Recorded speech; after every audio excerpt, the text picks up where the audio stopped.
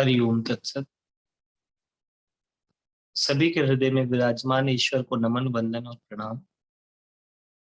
और 3 बार सभी संकल्प दोहराए कि हे भगवान शिव, आप मेरे गुरु हैं, मैं आपका शिष्य हूँ। आप मेरे गुरु हैं, मैं आपका शिष्य हूँ। आप मेरे गुरु हैं, मैं आपका शिष्य हूँ। मुझ शिष्य पर दया करें, मेरे मन मंदिर में विराजमान होकर उसे शिव में, ज्योतिर्मय और प्रकाश में कर दे। माँ भगवती मेरे हृदय में विराजमान होकर शक्ति में, श्री में और समृद्धि में कर दे, तथा समस्त संत और ग्रंथ मेरे हृदय में विराजमान होकर उसे भक्ति में कर दे। इस भाव के साथ हम राम कथा का श्रवण, पाठ और ध्यान करेंगे। अपने हृदय में अनंत शिव को ध्यान करें, उस ज्योति, उस प्रकाश, उस तेज का ध्यान करें। ओम ब्रह्मानंदम परम सुखदम केवलम ज्ञान मूर्तिम द्वंद्वातीतम गगन सदृशम तत्त्वमस्यादि लक्ष्यम एकम नित्यम विमलम अचलम सर्वधी साक्षिभूतम भावातीतम त्रिगुण रहितम सद्गुरुं तम नमामि। अखंडानंद बोधाय शिष्य संताप हारिणे सच्चिदानंद रूपायै तस्मै श्री गुरुवे नमः। तस्मै श्री गुरुवे नमः। ओम लक्ष्मी मेधा धरा पुष्टि गौरी तुष्टि प्रभा धृति एताभिः पायितनुभिः अष्टभिर्मां सरस्वती। सरस्वत्यै नमो नित्यं भद्रकाल्यै नमो नमः। वेद वेदांत वेदांग विद्यास्थानेभ्यः च। ओम मातस्त्वदीये पद पंकज भक्ति युक्ता यही त्वां भजन्ति निखिला न परान् विहाय ते निर्जरत्वमिहि यान्ति कलेवरेण भुवः निवायु गगनाम्बु विनिर्मितेन। ओम व्यासाय विष्णु रूपाय व्यास रूपाय विष्णवे नमो वै ब्रह्मनिधये वासिष्ठाय नमो नमः। नमोस्तु ते व्यास विशाल बुद्धे फुल्लारविंदा यत्पत्र नेत्रः येन त्वया भारत तैल पूर्णा प्रज्वालितो ज्ञानमया प्रदीपा। ओम अखंड मंडलाकारं व्याप्तं येन चराचरं तत्पदं दर्शितं येन तस्मै श्री गुरुवे नमः। तस्मै श्री गुरुवे नमः। मातृवत् लालित्री च पितृवत् मार्गदर्शिका नमस्त गुरु सत्तायै श्रद्धा प्रज्ञायुता चया।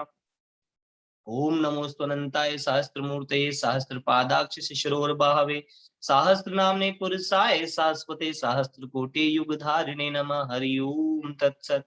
हरि ओम तत्सत्। हरि ओम तत्सत्। 2 मिनट सभी लोग मेरे साथ राम नाम के मंत्र का स्मरण कर ले, जप कर ले। ओम श्री राम जय राम जय जय राम। श्री राम जय राम जय जय राम। श्री राम जय राम जय जय राम। श्री राम जय राम जय जय राम। श्री राम जय राम जय जय राम। श्री राम जय राम जय जय राम। श्री राम जय राम जय जय राम। श्री राम जय राम जय जय राम। श्री राम जय राम जय जय राम। श्री राम जय राम जय जय राम। श्री राम जय राम जय जय राम। श्री राम जय राम जय जय राम। श्री राम जय राम जय जय राम। श्री राम जय राम जय जय राम। श्री राम जय राम जय जय राम। तो राम नाम के स्मरण के साथ हम आज की कथा पुनः शुरू करेंगे। कथा की शुरुआत में मैंने सबसे पहला जो श्लोक पढ़ा, ब्रह्मानंदम परम सुखदम, अर्थात जो ब्रह्म का, जो ईश्वर का आनंद है वह परम सुखदम है। केवलम ज्ञान मूर्ति, उसकी एक ही मूर्ति है, ज्ञान। द्वंद्वातीतम, समस्त द्वंद्वों से अतीत, सही गलत, अच्छा बुरा, पाप पुण्य, जितने भी द्वंद्व हैं, जो द्वैत है, उससे परे, द्वंद्वातीतम गगन सदृशम, आकाश की तरह व्यापक और मौन, गगन सदृश, तत्वमस्यादि लक्ष्यम, कि तुम वही हो। उपनिषद में कहा, हे श्वेत केतु, तत्वम असि, तुम वही, तुम उसी ईश्वर का स्वरूप हो, जो ऐसा लक्ष्य देते हैं। तत्वमस्यादि लक्ष्यम, एकम, एकत्व का, एक का, वननेस का बोध कराने वाले, एकम नित्यम, जो सदा है, विमलम, जो विमल है, अचलम, सदा अचल है, सदा एक से स्थिर रहते हैं, विमल अचलम, सर्वधि साक्षी भूतम, जो सबके भीतर साक्षी रूप में है, भावातीतम, समस्त भावनाओं से अतीत, अच्छे बुरी भाव, समस्त जितने भाव हैं उनसे भी अतीत, उनसे भी पार, भावातीतम, त्रिगुण रहितम, तीनों गुणों से रहित, सदगुरुम तम हमें, उस सदगुरु को नमस्कार किया। तो वह सदगुरु कोई और नहीं, वह सदगुरु ओमकार स्वरूप, ज्योति स्वरूप, परात्पर भगवान शिव ही। ऐसी कथा मैंने सुनी थी एक बार एक स्वामी जी के मुख से, कि एक बार सब लोग वाल्मीकि ऋषि जी के पास गए और कहा कि किसकी पूजा की जाए, किसका सिमरण किया जाए, किसका अनुसरण किया जाए। ये प्रश्न हम सबका होता है, किसकी पूजा करें। कोई कहता है इसकी पूजा बिना पूर्णता रह जाती है, ये किए बिना अधूरा, सब अधूरा ही रह जाता है। महाकाल के अगर ओंकार के दर्शन करो तो भैरव की पूजा बिना, अरे एक कंकर में ओम की भावना करके, ओंकार का जप करके एक बच्चे ने ओंकार को प्रकट कर दिया, तो हम उस मूल को भूल करके जाने की किन चीजों में चित्त का भ्रमण करते रहते हैं। और ऐसा चित्त में भ्रम आना स्वाभाविक है। इसी से साधना के क्रम में एक नई दिशा आती है, एक नया अध्याय शुरू होता है। वाल्मीकि भगवान, अच्छा हम यहाँ भगवान शब्द का प्रयोग जो करते हैं, उस परात्मा, उस परम ईश्वर के स्वरूप को जो जान लेता है, उसको भी हम भगवान जैसी संज्ञा देते हैं। जैसे भगवान बुद्ध, उन्होंने सत्य का, ईश्वर का बोध कर लिया। भगवान महावीर, भगवान राम, भगवान हनुमान, भगवान श्री कृष्ण, ये जो भगवान शब्द है, जो इस प्रकृति को जीत लेता है, जो इस प्रकृति का बोध कर लेता है, जो अपने पुरुष तत्व को, अपने पौरुष को अनुभव कर लेता है, वह भगवान की संज्ञा दी जाती है। भावपूर्ण अभिव्यक्ति में हम भगवान कहते हैं उसे। कई लोगों को ऐसा भ्रम हो जाता है कि इतने सारे भगवान, हम सब भगवान का स्वरूप है। भगवान नहीं, ये ईश्वर नहीं, ईश्वर का स्वरूप है, उसका अंश है। और हम सबका मिल करके जो स्वरूप बनता है वह परमेश्वर। इस चराचर जगत का, चराचर ब्रह्मांड का जो समष्टि का स्वरूप है वह ईश्वर। कोई ऐसा व्यक्ति नहीं है ईश्वर अलग से बैठा हुआ, वो समष्टि है, संपूर्ण ब्रह्मांड का नायक, संपूर्ण ब्रह्मांड की चेतना है। जगत चेतना हूं अनादि अनंता। सो सबने पूछा कि भाई धर्म की प्रतिमा बनाए तो क्या करें।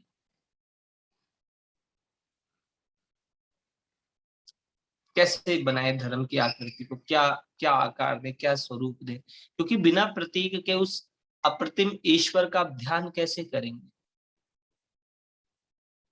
आप अगर उसका ध्यान करने बैठे तो कैसे करोगे, कोई रूप नहीं, कोई आकार नहीं, क्या करोगे आप। कुछ लोग कहेंगे श्वासों का ध्यान करेंगे,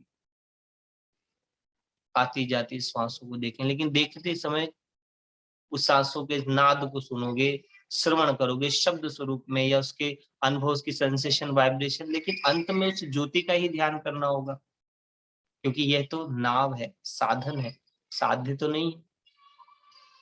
तो ऋषियों के इस प्रश्न पर वाल्मीकि ऋषि ने कहा कि रामः विग्रहवान धर्म, कि धर्म का जो विग्रह है वह राम, इसलिए राम नाम का स्मरण किया जा सकता है। जब आप जप करें तो उस राम नाम की आकृति के साथ, उसके प्रकाश के साथ, उसकी ज्योति के साथ, उसके नाद के साथ आप कनेक्ट कर सकते हैं स्वयं। कल बात चल रही थी माँ सती की, कि जब माँ सती ने योग की विद्या से अपना शरीर छोड़ दिया, और शरीर छोड़ने के बाद अस कहीं जोग अगिनतन जारा, योग की अग्नि को जलाया और भयं सकलमक हाहाकारा, चारों तरफ हाहाकार मच गया कि अरे अपने शरीर को त्याग दिया। कोई शिकायत दूसरे से करने के बजाय स्वयं को परिवर्तित कर लिया। फिर सती मरत हरि सन बर मांगा, जन्म जन्म शिव पद अनुरागा। था जिस क्षण शरीर छोड़ा उस समय जो वरदान, जो इच्छा की, जो संकल्प किया, उस संकल्प के साथ ही आपके अगली जन्म की उत्पत्ति होती है। गीता में भी इस बात को कहा गया कि जिस भाव के साथ जीव शरीर छोड़ता है उसी के साथ उसके नए शरीर की निर्मिति होती है। तो मां सती ने शिव का ध्यान करते हुए ऐसा भाव करके कि मुझे हर जन्म में शिव की ही प्राप्ति, इस कारण से तही कारण हिम गिरिग्रह जाई, जन्मी पार्वती तनु पाई। इस कारण से वह पार्वती का तन, पार्वती का शरीर प्राप्त के हिम गिरी अर्थात पर्वतराज के घर पैदा हुई। और जहां बहुत मां पार्वती के जन्म लेते ही, जब श्री जन्म लेती है, जब समृद्धि जन्म लेती है आपके घर, तो वैभव आ जाता। इसलिए स्त्री का, नारी जाति का बहुत सम्मान करना चाहिए। जीवन में लक्ष्मी 3 प्रकार से ही आती है।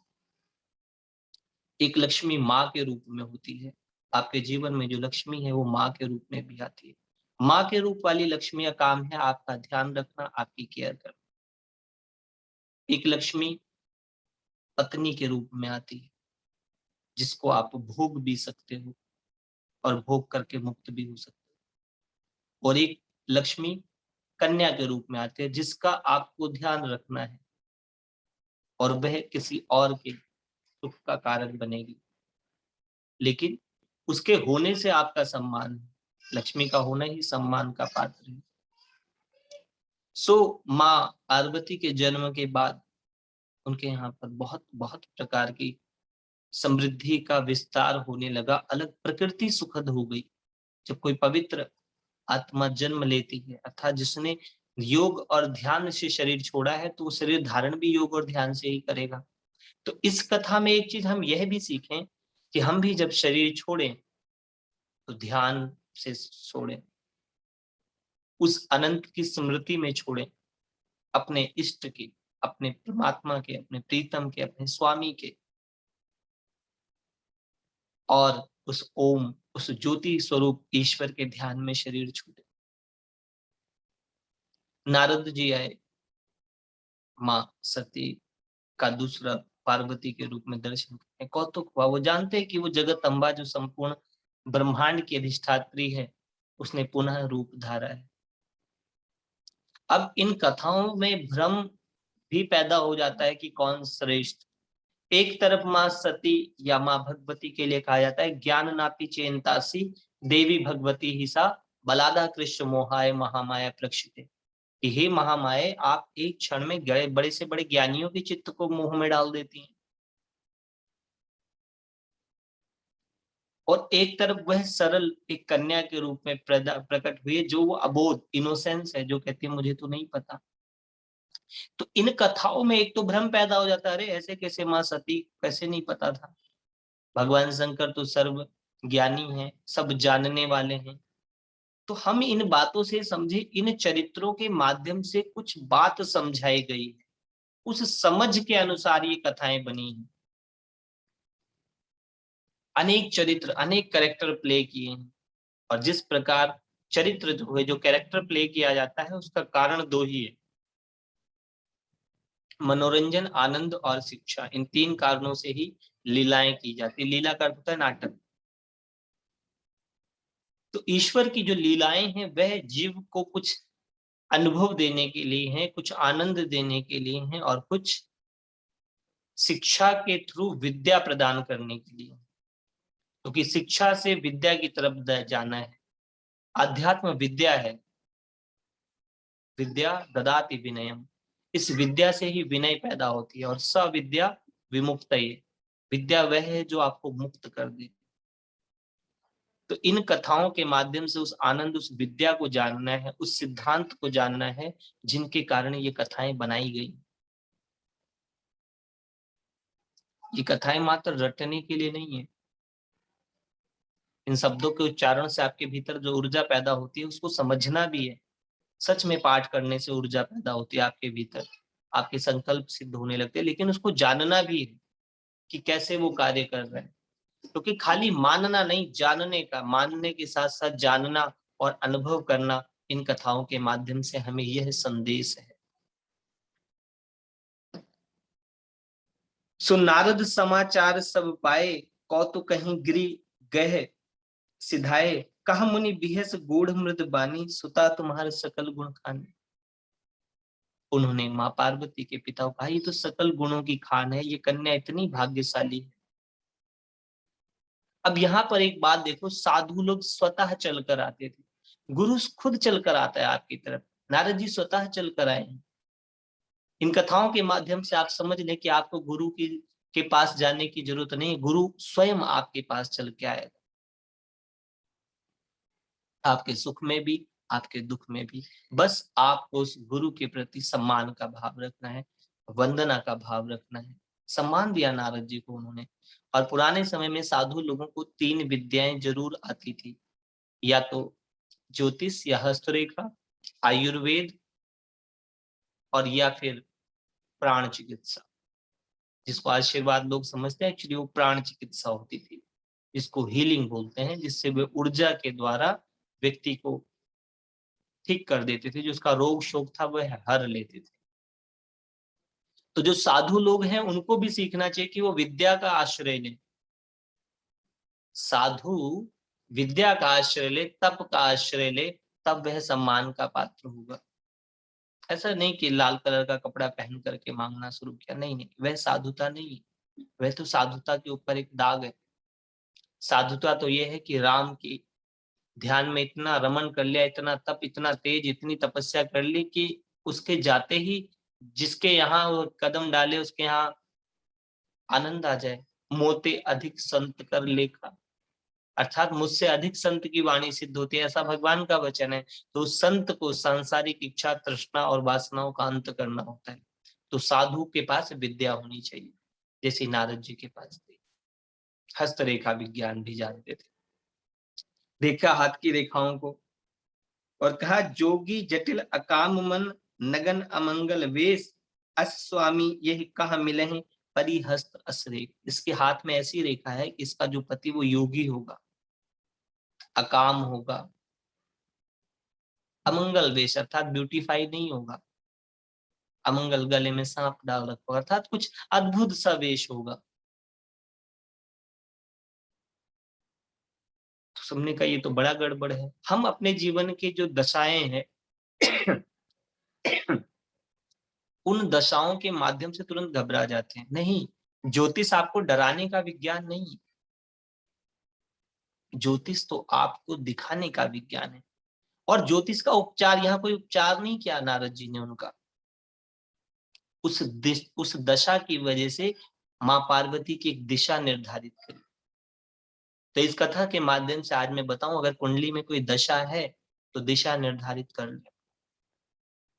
मान लो किसी कुंडली में सूर्य की दशा है, तो एक तो अपने पिता का सम्मान करे, अपने बड़ों का सम्मान करे वह व्यक्ति, और नित्य सूर्य की उपासना करे। सुबह सूर्य प्रातः काल जल्दी उठे, सूर्य को जल अर्पण करे, सूर्य कृपा, सूर्य क्रिया करे, सूर्य दर्शन करे और सूर्य नमस्कार करे। वही सूर्य उसके जीवन की दिशा बदल देगा। तो जो आपकी दशा है वह आपकी दिशा बदलने के लिए, इसलिए नहीं है कि वह दशा आपको कष्ट देने के लिए, क्योंकि विधाता ने आपको कष्ट के लिए नहीं बनाया है। आपको इस संसार के अनुभव, इस संसार का जो खेल है, जीवन एक अद्भुत खेल बना, इस खेल समझकर खेलो तुम। संसार के मेले में परमात्मा के संग होलो तुम। ये जो मेला है, जो संसार है, इसके भीतर आप अनुभव करने के लिए आए, लीला करने के लिए। आप भी लीलाधारी हो, बहुत लीला कर रहे हो, अलग अलग रूपों में अनेकों लीलाएं कर रहे हो। एक ही स्वरूप है आपका, किसी के बेटे हो, किसी के पिता हो, किसी के भाई हो, किसी के दोस्त हो, किसी के प्रेमी हो, किसी के बॉस हो, किसी के दुश्मन हो, किसी के दोस्त हो, किसी के लिए हितकारी हो, किसी के लिए दुखकारी हो। एक अकेले में तुम इतने अनंत रूपों में हो, और जब आप ध्यान से देखोगे तो इनमें से कोई भी तुम्हारा सत्य स्वरूप नहीं है। ध्यान से आपको अपने सत्य स्वरूप का बोध होता है। तो यहाँ पर माँ पार्वती को जब देखा उन्होंने, तो कहा, जस बर मैं बरन्यो तुम पाही मिलहि उमहि तस संशय नाही। जैसा बर मैंने बताया है मिलेगा तो वैसा है, अर्थात ज्योतिष में देख लिया, देख करके बता दिया। तो जो ज्योतिष आचार्य हैं या जो ज्योतिष वो कार्य करते हैं, अगर वे सच में नारद की तरह हो, नारद, जिसकी बात कही हुई रद्द नहीं हो सकती। क्यों? क्योंकि निरंतर नारायण का जप है। बहुत से लोगों ने सीरियल के माध्यम से नारद के चरित्र को ही गलत या अलग तरीके से समझा है। नारद तो भक्ति सूत्र के निर्माता हैं, भक्ति माता के गुरु हैं।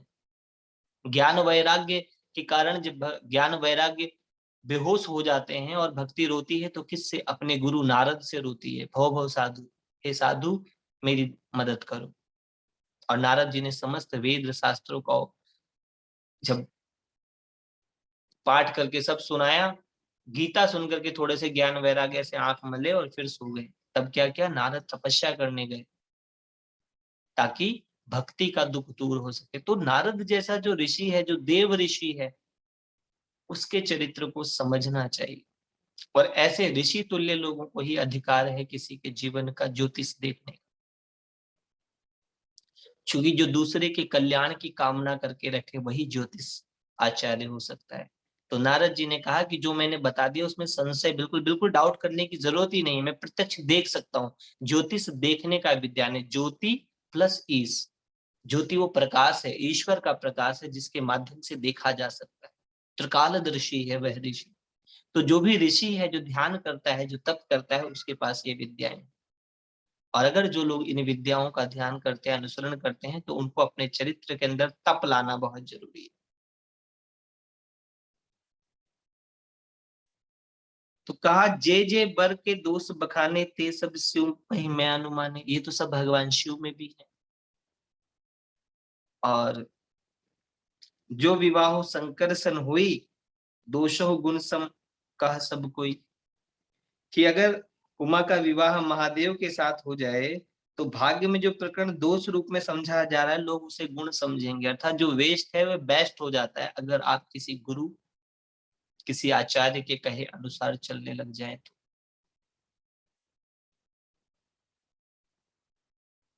लेकिन अब इतना जो वेस्ट है उसको बेस्ट बनाने के लिए क्या करना होता है? उसके लिए नारद जी ने एक सूत्र दिया माँ पार्वती के माध्यम से। वह उपदेश खाली माँ पार्वती के लिए नहीं है। अगर कथा माँ पार्वती के लिए होती तो आप और मैं क्यों सुनते? जरूर कुछ हमारे लिए। क्या उपदेश है यहाँ पर? जो तप करे तुम्हारी कुमारी, भावी मेट सकहि त्रिपुरारी। तुम्हारी कन्या को तप करना चाहिए। अब यहाँ पर ये देखिए, माँ पार्वती विवाह से पहले तप करती है। तो अगर हम देखें तो विवाह से पहले तप करना चाहिए, संयम लाना चाहिए, आचरण लाना चाहिए, ध्यान लाना चाहिए, अपनी ऊर्जा को व्यवस्थित करना चाहिए। लेकिन विवाह से पहले कहाँ हमारे जीवन में तप है? हमें तो पता ही नहीं विवाह क्या होता है। विवाह दो व्यक्तियों का नहीं, दो परिवारों का, दो समाजों का मिलन है। दो को एक करने की व्यवस्था विवाह है। सो उस दो को एक करने के लिए बिना तपस्या के कैसे होगा? आज विवाह से पहले सब चीजों की तैयारी हो रही है। ज्वेलरी कहाँ से लेनी है, घोड़ी कैसी करनी है, टेंट कैसा लगाना है, तमाशा पूरा।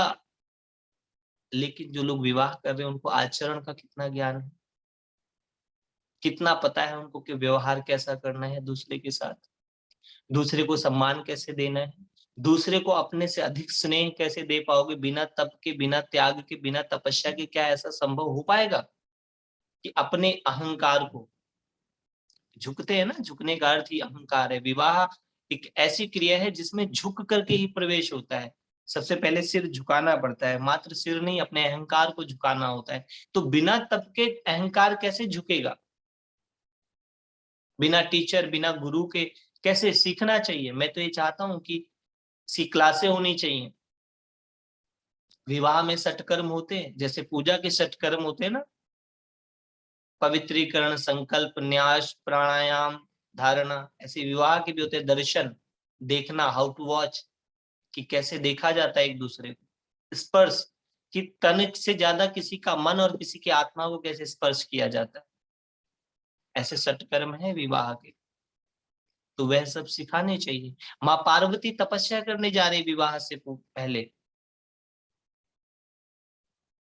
त्याग कर रही है, साध्वी बन रही है, सिंपल हो रही है, क्योंकि विवाह से पहले, भोग से पहले योग, योग की तपस्या करनी होती है, तप करना होता है, अपनी ऊर्जाओं को व्यवस्थित करना होता है, अपनी भावनाओं को बहुत अच्छा करना होता है। हमारे समाज में तो एक बहुत बड़ा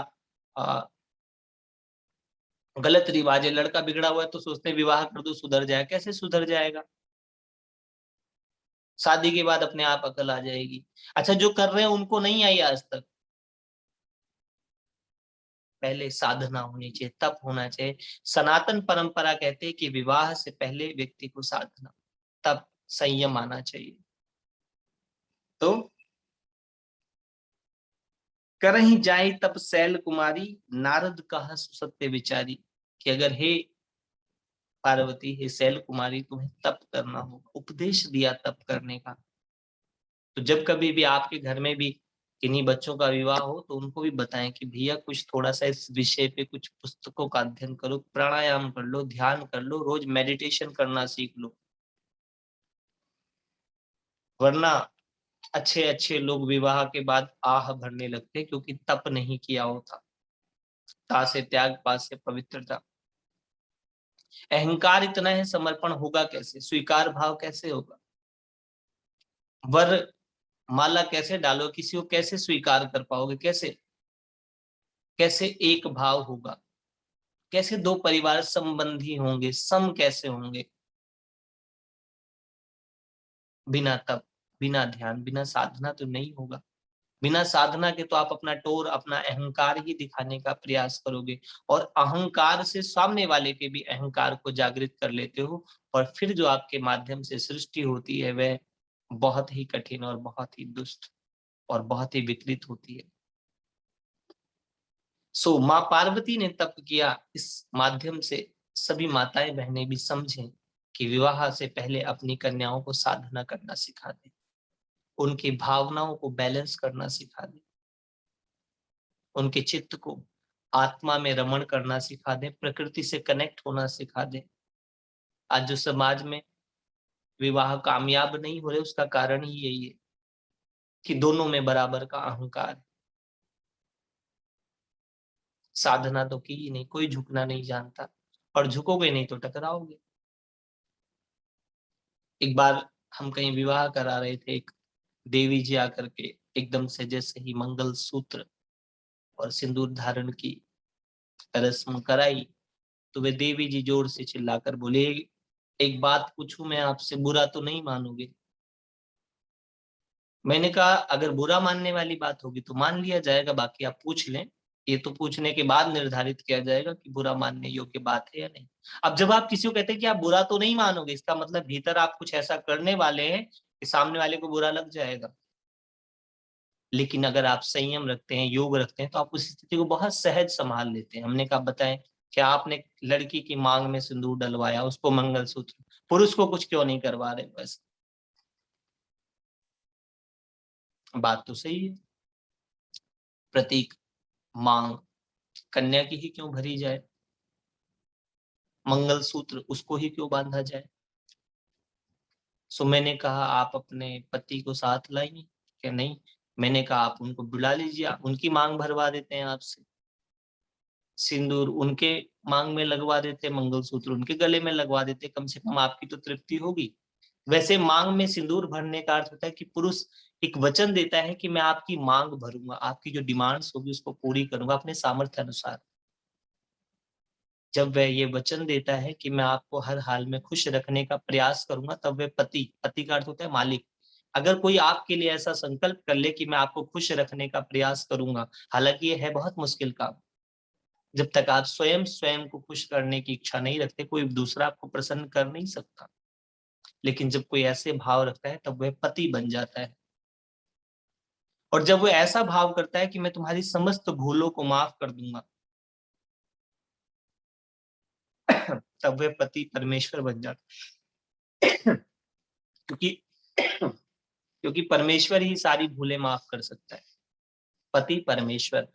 और दूसरा, अगर वह पति साधना कर रखता है, तभी वह परमेश्वर हो सकता है, क्योंकि वह पत्नी को भी साधना के मार्ग से, काम से प्रेम में परिणित करने की व्यवस्था करेगा। तो मैंने कहा देवी जी, और पत्नी स्त्री तत्व में ही इतनी क्षमता है कि वह अपनी मांग पर अड़ी रहे।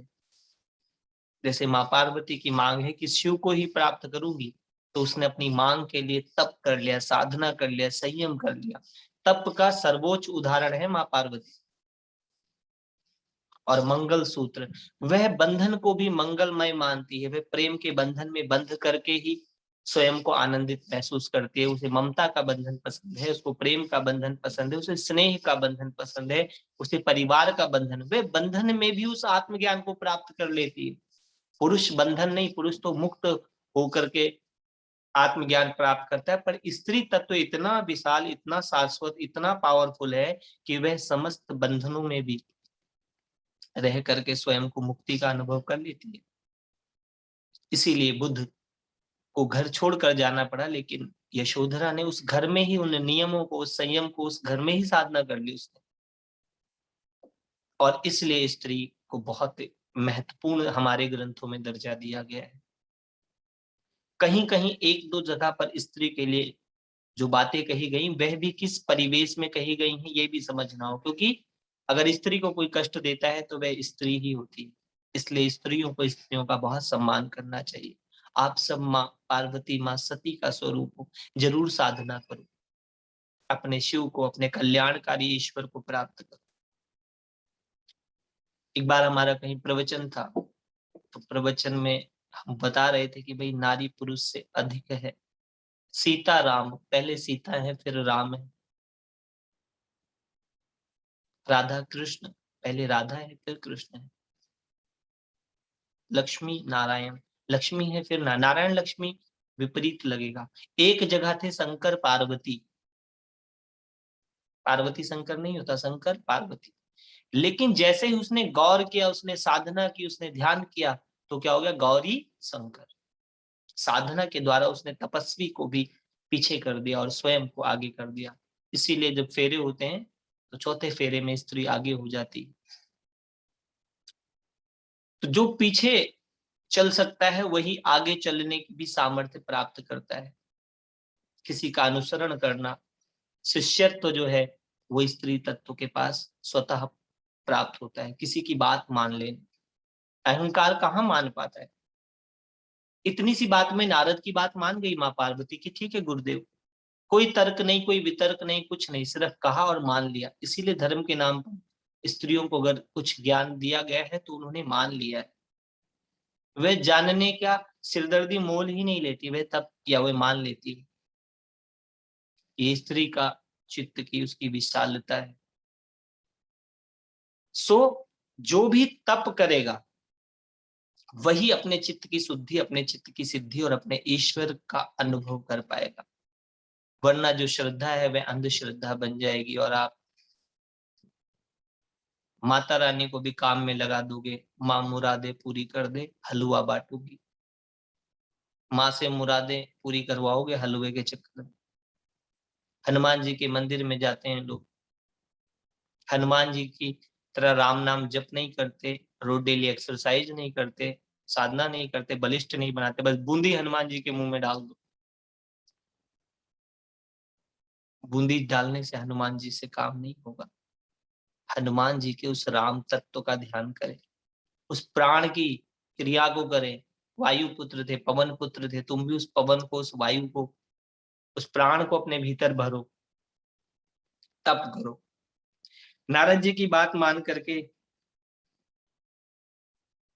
माँ पार्वती तप के लिए गई। मात पिता ही पुण्य यह मत भावा, तप सुखप्रद दुख दोष न सावा। माता पिता को ये बात जची कि हाँ भाई तप जो है ना, ये तो बहुत अद्भुत है। तपस्या करने से समस्त दुखों का नाश होता है। आज किसी ने मुझसे प्रश्न किया था, तप और साधना क्या होती है? बड़ा सुंदर प्रश्न था। सहज भाषा में कहूं तो ता से त्याग और पा से पवित्रता। जीवन के अंदर वासना तृष्णा सुखों का त्याग करके अपने पवित्र आत्म स्वरूप में स्थिर होना ही तप है। तपना पड़ता है। आप 15 दिन में जब एक दिन उपवास रखते तो उस दिन आप शरीर को तपा रहे होते हैं। तप कर क्या होता है, शरीर के जितने टॉक्सिन है, जितना बेकार के तत्व हैं, वह सब बाहर निकल जाते हैं। लेकिन उस दिन आपने भोजन की वासना का त्याग कर दिया है, त्याग किया है, और पवित्र शांत चित्त स्थिर होकर जप कर रहे हैं, ध्यान कर रहे हैं, मौन कर रहे हैं, तप हो गया। लेकिन व्रत की जगह अगर चरत कर लिया तो बहुत से लोग व्रत की जगह चरत करते हैं। व्रत का अर्थ होता है निरा आहार हो जाना, जहां तक हो सके जल के साथ रहना, और अगर आपकी प्रकृति वैसी नहीं तो फल आहार कर लेना, लेकिन वह भी एक संयमित तरीके से। और चरत का अर्थ होता है कि आज तो पकौड़ी बनाओ, ये बनाओ, बस अनाज छोड़ करके अन्य आइटमों को गर्दन गर्दन तक कर लो। हमारे गुरुदेव करते थे कि जीव को आहार करना चाहिए। आहार का अर्थ होता है जो ये हार है, अर्थात यहाँ से नीचे नीचे ही भोजन होना चाहिए। लेकिन कुछ लोग तो नेकलेस कर देते हैं, यहाँ तक नेक तक कर देते हैं कि बस यहाँ तक भर जाए खाना, इतना नहीं। इतना खाना शरीर के लिए ठीक नहीं है। हमारे ग्रंथों ने आपको तप करना बताया, त्याग करना बताया। उतना भोजन जितने की जरूरत है तुम भोजन करो, भोजन तुमको ना करने लग जाए। यह सब बातें समझनी थी इन कहानियों से, इन कथाओं से। राम की कथा से हमें जीवन जीने का चरित्र सीखना है। जीवन का एक प्रोटोकॉल है, एक मैप है। अगर आप उस मैप से भी चल सकते हैं। नहीं खाएं जंक फूड। जंक को बोलते हैं कबाड़। तो कबाड़ खाना नहीं खाएं। ये शरीर ना भगवान का मंदिर है, मंदिर में कबाड़ न डालें। बड़ा सुंदर नाम है ना, जंक फूड।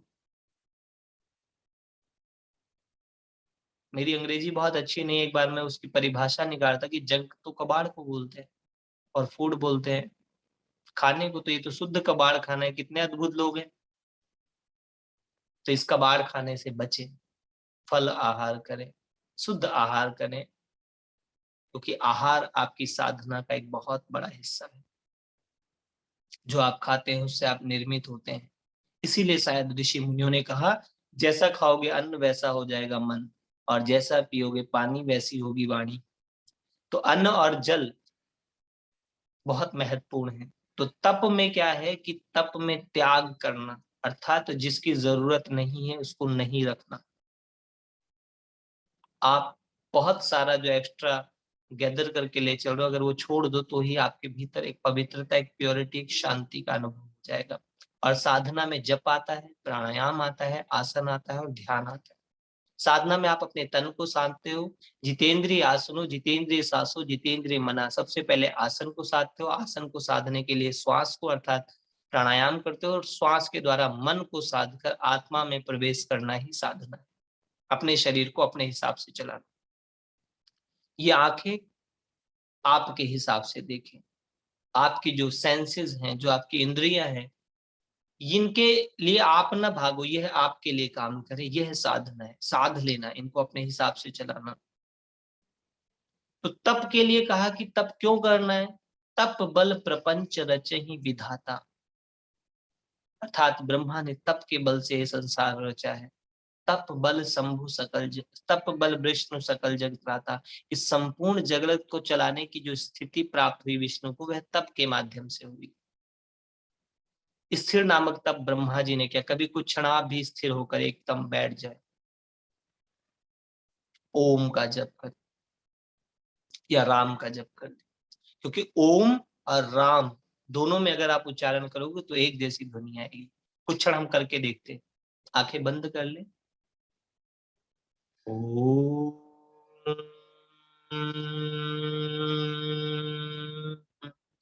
ओम, ओम। ओ में बाहर गया प्राण और म में बाहर से भीतर आ गया। आप करके देखें। राम, राम, राम। रा में बाहर और माँ में भीतर आ गया, अर्थात भीतर और बाहर को जो कर दे वह ईश्वर का नाम है। तो राम नाम का जप कर सकते हैं आप। बैठ जाए 5 मिनट कभी भी शांत एकांत बैठकर। श्री राम जय जय राम, श्री राम जय जय राम। जिस मंत्र का जप करें उसी मंत्र का ध्यान करें, आप देखेंगे आपको एक अद्भुत प्रकाश, एक ज्योति का अनुभव होने लगेगा। मन एकदम शांत हो जाएगा। मंत्र का अर्थ ये जो मन का त्रायण कर दे। देसी भाषा में कुछ लोग सहज कहते हैं जो मन को तर कर दे, अर्थात मंत्र को तृप्त कर दे, वह मंत्र है। पुनावृत्ति मंत्र है, चित्त पर लेख डालती है। सो राम मंत्र का जाप कर सकते हैं, ओमकार का जाप कर सकते हैं, ध्यान कर सकते हैं, साधना कर सकते हैं। तप की इतनी महिमा बताई। तप बल प्रपंच रचे विधाता। ये जो संसार है, जो प्रपंच है, जो माया है, ये सब तप से प्रकट हुई है। तप बल विष्णु सकल जग त्राता। सारी सृष्टि का पालन करने की व्यापक शक्ति तप से प्राप्त हुई है। स्थिर नामक तक ब्रह्मा जी ने कहा, और सुस्थिर स्वयं में स्थिर हो जाना विष्णु जी ने किया। ये तप। तप बल शंभु करे ही संहारा। भगवान शंभु तप की शक्ति से संहार करते हैं। तीसरा नेत्र खोल करके विनाश करना जो है वह भी, अच्छा डिस्ट्रॉय करने के लिए भी शक्ति चाहिए। शक्ति तप से प्राप्त होती है। तप बल शेष धरे में ही भारा। शेषनाग सृष्टि का भार जो अपने सिर पर रखते हैं वे तप के द्वारा करते हैं। कौन सा तप? ओम नारायण हरि, ओम नारायण हरि। नारायण के नाम के जप के निरंतर सिमरण से उनको शक्ति प्राप्त होती है। तप सब आधार सृष्टि भवानी। हे भवानी, इस सृष्टि का सारा आधार जो है ना वह तप है। करही जाए तप अस जिय जान। जाओ ऐसा जान करके तप करना शुरू करो।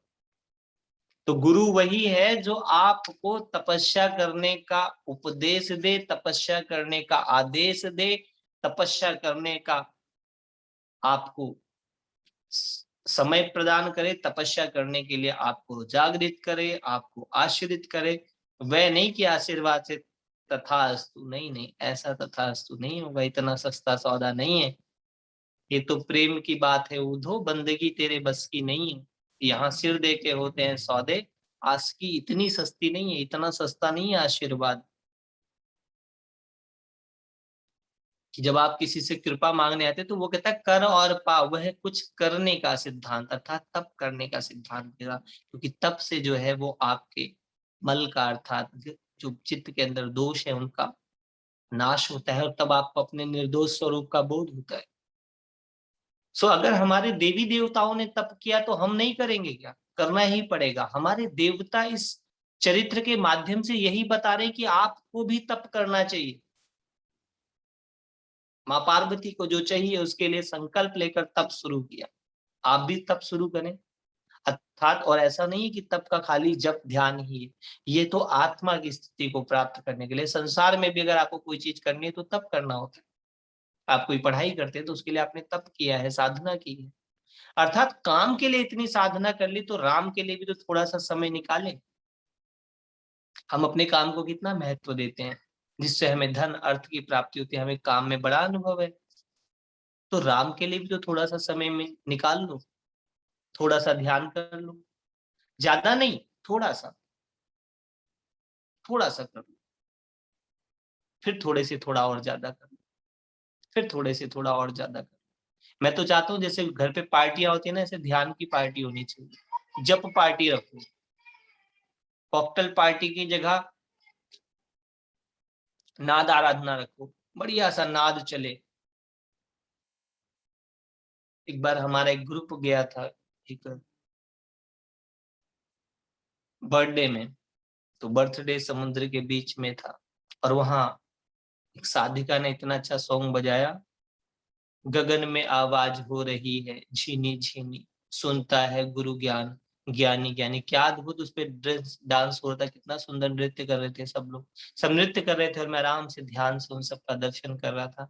ऐसा लग रहा था उनके भीतर गोप गोपियां नाच रहे, इतनी प्योरिटी, इतनी पवित्रता, विराट समुद्र, और उसके अंदर गाना चल रहा है, सुनता है गुरु ज्ञान ज्ञानी ज्ञानी। मन चित्त इतना शांत हो गया। तो वही क्रियाओं को थोड़ा सा बदल लेने से ही साधना हो जाती है। अब माँ पार्वती साधना करने के लिए अपने महल में नहीं कर सकती थी, महल का त्याग किया, थोड़ा दूर गई, थोड़ा चल के गई। क्योंकि अगर आप जहां पर हो उस आवरण से बाहर नहीं निकलते हो तो कैसे प्रकृति से जुड़ोगे। इसलिए कभी कभी जैसे आपकी व्यवस्था है, थोड़ा सा निकल जाओ, कभी एकांत में किसी ऐसे परिवेश में बैठो शांत, जैसे माँ पार्वती गई तप करने के लिए। मात पिता ही बहुविधि समझाई, चली उमा तप हित हर्षाई। बड़ी खुशी से तप करने गए, ऐसे बोध ले के नहीं।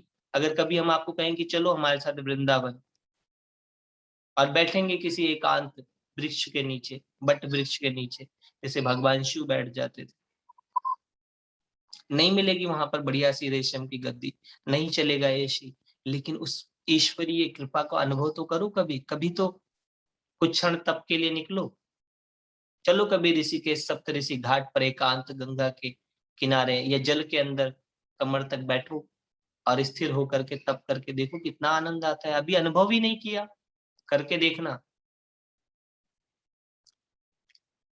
फिर क्या किया, धरि उर्धरि उमा प्राणपति चरना, जाय विपिन लागी तप करना।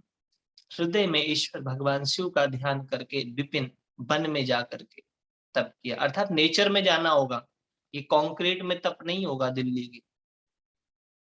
तप के लिए तो प्रकृति में जाना होता है, जहां हवाएं, जहां पपीहे की आवाज। वृंदावन में ऐसे ऐसी जगह है जहां पर एक साथ हजारों पक्षियों की आवाज आती है। उन पक्षियों की धुन में सुने आप, उस हवा में मुरली सुनाई देगी कन्हैया की, धक्का मुक्की में नहीं आएगी बात। वो तो एकांत की बात है, हृदय में, किसमें, उर में, हृदय में शिव को ध्यान रख करके चली भगवान शिव का तप करने, विपिन जंगल में, वन में, नेचर में। आज तो बहुत सारे गुरु कहते हैं कि भैया अपने बच्चों को कुछ समय नेचर में ले जाओ। ये एंजाइटी, डिप्रेशन, ऐसी ऐसी जो बड़ी बड़ी टर्मिनोलॉजी है ना, ये सब अपने आप बैलेंस हो जाए आपका। जी डिप्रेशन हो गया, सप्रेशन हो गया, इमोशनल एंजाइटी हो गई, उन्होंने मुझे डांट दिया, मेरा तो सिस्टम क्यों, क्योंकि आप प्रकृति से नहीं जुड़े हो। एक बार जुड़ के देखो पृथ्वी तत्व पे। हम पंच तत्व की जब साधना कराते हैं आपको पृथ्वी पर, धरती पर बैठना सिखाते हैं। कभी लेट कर देखो धरती माता की गोदी में। गुरबाणी तो कहते पवन गुरु पानी पिता, अर्थात ये प्रकृति आपके गुरु माता पिता है। धरती मात महत, ये धरती आपकी माता है, कभी माता की गोद में भी बैठ जाओ। पृथ्वी तो या धृता लोका देवी तम विष्णुना धृता, तम चा धारे माम देवी पवित्रम कुरुचा आश्रम। तो उस पृथ्वी, उस धरती माता से कभी अनुभव तो करो माँ होने का। कभी दर्द हो जाए ना तो चुपचाप अपने पैरों को पृथ्वी पर रख दो और अपनी सांसों पर ध्यान करो, राम नाम का जप कर लो, ओम का जप कर लो, आप देखोगे आपके शरीर का पीड़ा दूर हो गई। अगर छोटी छोटी बातों पे गुस्सा आ जाता है तो जमीन पे नंगे पांव चलो कुछ। आज तो हमारे और जमीन के बीच में भेद आ गया है। एक हमेशा लेयर है, आप पृथ्वी पर हो ही नहीं। पृथ्वी तत्व तो कमजोर है, आपको सहन नहीं होगा, क्योंकि सहनशीलता पृथ्वी का गुण है, और जो सहन करता है वो शहंशाह होता है। तो शहंशाही के लिए सहन करना भी जरूरी है, और वह आपको पृथ्वी से आएगा। हमारे शास्त्र आपको खाली कहानियों में फेरी टेल की तरह नहीं समझाते। ये कथाएं आपको कुछ गहरे मैसेज दे रही है, कुछ गहरा संदेश दे रही हैं, उसको समझो। तो माँ पार्वती के माध्यम से आप सब लोग ये संकल्प लें कि कुछ क्षण जरूर घर से बाहर निकल जाएं। घर से बाहर चाहे किसी पार्क में ही चले जाएं, लेकिन जाएं। किसी वृक्ष के नीचे बैठे, किसी पीपल के नीचे बैठे, किसी बरगद के नीचे बैठे, किसी नीम के नीचे बैठे, उन पक्षियों की आवाज सुने, घास पर चले। त्याग इतना तप तो करो, सुबह त्याग दो बिस्तर और त्याग करके निकल लो, घर का त्याग कर दो आधे एक घंटे के लिए, सभी तपस्या करके निकल लो। जिसके संभव नहीं है वो अपने टेरिस पे चला जाए, बालकनी में ही खड़ा हो जाए, कमरे से निकल कर थोड़ा सा तो निकलो, थोड़ा सा तो बंधन से मुक्त हो जाओ। तो माँ पार्वती जब वहां गई तो क्या, नित नव चरण उपजा अनुरागा, विसरी देह तपहि मनुलागा। शरीर का बोध चला गया, शरीर भूल गया और अब तप में मन लग गया, अनुराग आ गया, रोज नए एक्सपीरियंस होने लगे। नित नव चरण उपजा अनुरागा, और अनुराग और लगाव हो गया और अटैचमेंट हो गया अपने परमात्मा के प्रति, अपने ईश्वर के प्रति। और बिसरी देह तपहि मनु लागा, तप में इतना मन लग गया कि अब ये शरीर, शरीर की सुविधा, शरीर की बनावट, शरीर की दिखावट, शरीर की सजावट, सब का बोध हट गया, अपने आप में ही पूर्णता का अनुभव होने लगा।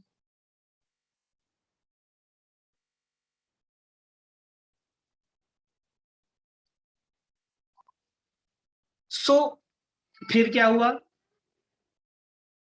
तप के कारण पार्वती जी का शरीर जो है, शरीर थोड़ा सा दुबला हो गया, पतला हो गया।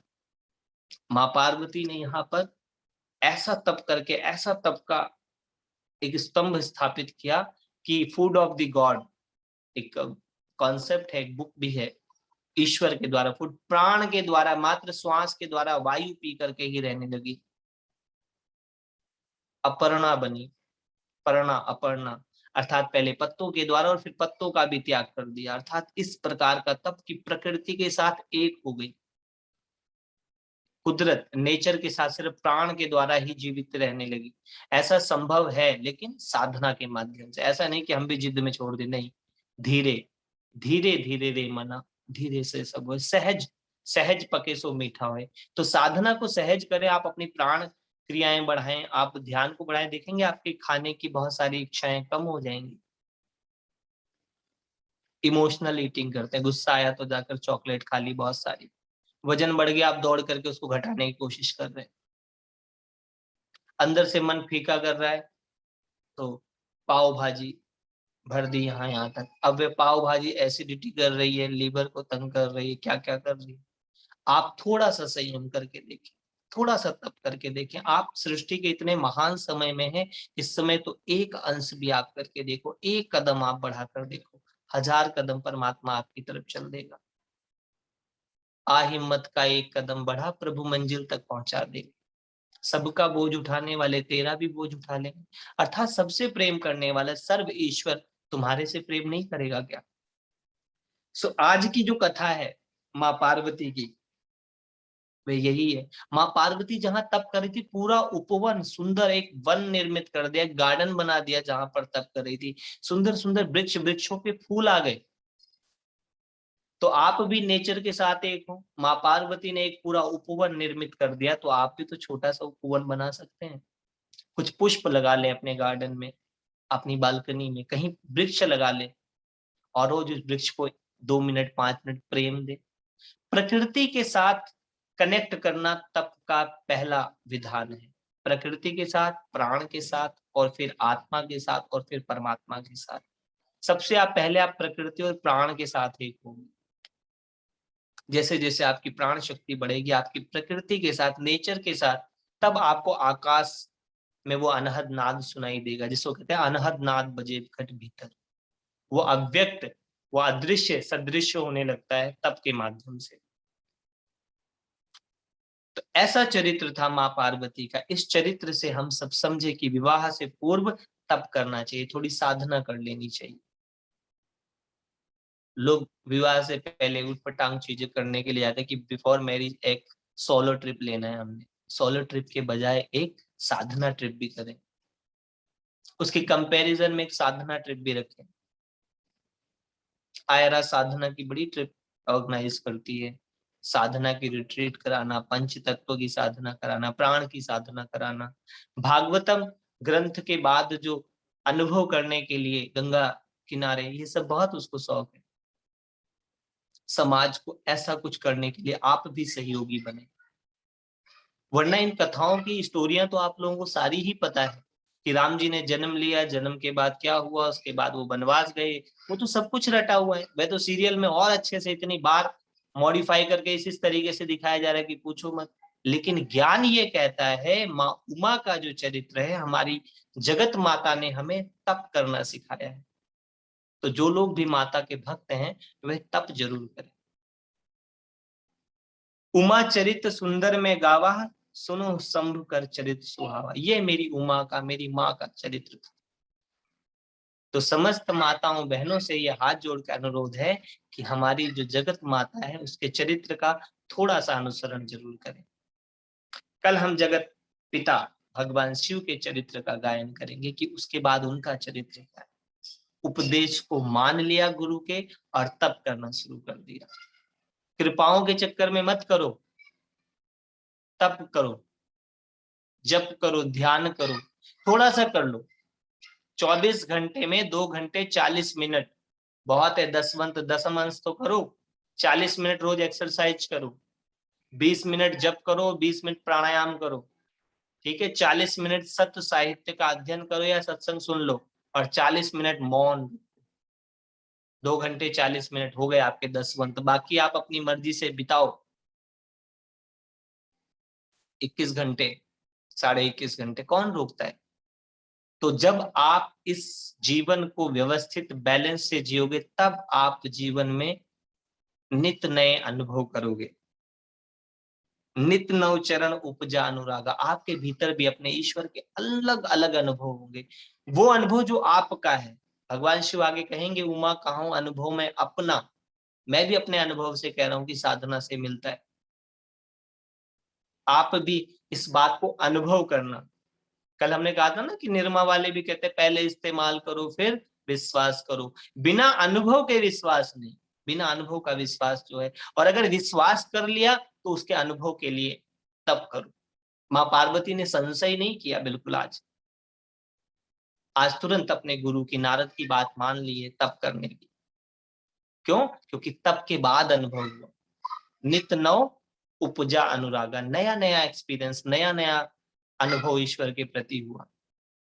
तो यह माँ उमा के चरित्र से हमने जाना कि हमें तप करना है, और विवाह से पूर्व तो जरूर तप करना है। अपने बच्चों का विवाह करने से पहले उनको बोलो जाओ मेडिटेशन सीख के आओ, 15 दिन योगा क्लास में भेज दो, प्राणायाम सीखने को भेजो, ताकि वे संयमित हो सके, ताकि वो व्यवस्थित हो सके। जप करने के लिए भेजो, सेल्फ लव सिखवाओ उनको, लेकिन तप जरूर करवाओ। तो सभी लोग हृदय में भगवान का ध्यान करके कुछ क्षण राम नाम जप करेंगे, और फिर आज की कथा को हम विराम देंगे।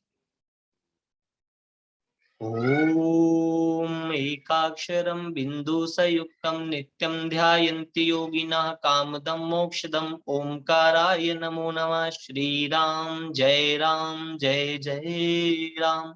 श्री राम जय राम जय जय राम।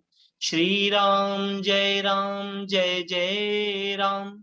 श्री राम जय राम जय जय राम। श्री राम जय राम जय जय राम। श्री राम जय राम जय जय राम। श्री राम जय राम जय जय राम। ओम राम रामाय नमः। ओम राम रामाय नमः। ओम राम रामाय नमः। ओम राम रामाय नमः। ओम नमस्तुनंताय सहस्त्रमूर्ते सहस्त्रपादाक्ष शिशिरोर्भावे सहस्त्र नामने पुरुषाय शाश्वते सहस्त्र कोटि युग धारिणे नमः। हरि ओम तत्सत। हरि ओम तत्सत। हरि ओम तत्सत। सभी के हृदय में बैठे ईश्वर को नमन बंदन और प्रणाम। इसके साथ आज की कथा आपकी पूर्ण हुई। कल हम लोग शंभु का चरित्र, अपने शिव का चरित्र जानेंगे, समझेंगे, और शिव चरित्र को जीवन में उतारने की चाबी की सूत्र प्राप्त करेंगे। हरिओम तत्सत। किसी का कोई प्रश्न है, कोई अनुभव बताना चाहता है तो बता सकते हैं।